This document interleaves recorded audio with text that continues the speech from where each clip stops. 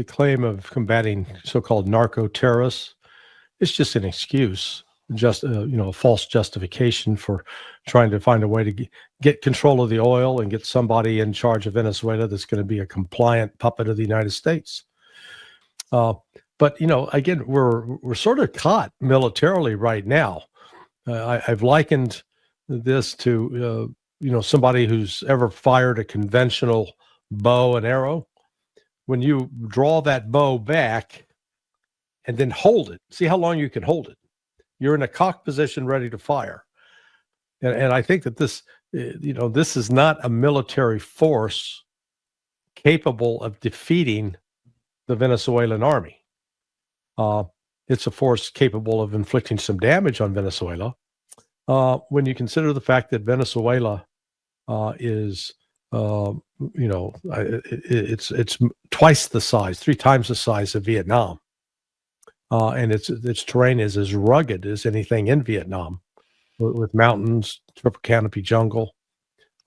Whereas during the Vietnam War, I consider it a provocation and a prelude to war, and I hope we don't go to war. I consider it a provocation and a prelude to war, and I hope we don't go to war with Venezuela. Look, at any point in time, there are 20, 30 governments around the world that we don't like that are either socialist or communist or have human rights violations.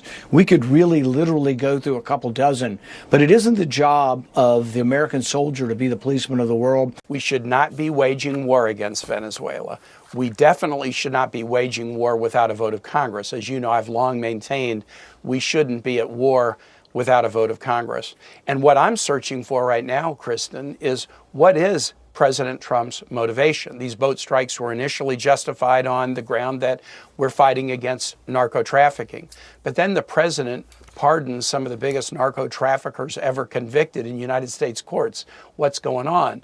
Then Susie Wiles, the chief of staff, says it's about regime change. That's what this is about.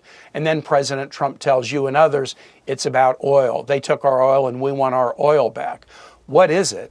This is so confusing. And meanwhile, the American public is watching the news of this week, Venezuela, the Kennedy Center renaming, the Epstein situation, and they're saying, Mr. President, please focus on bringing food costs down, healthcare costs down, energy costs down. Christmas is too expensive. We don't know why you're doing this in Venezuela, and we want you to focus on making life better here at home for Americans.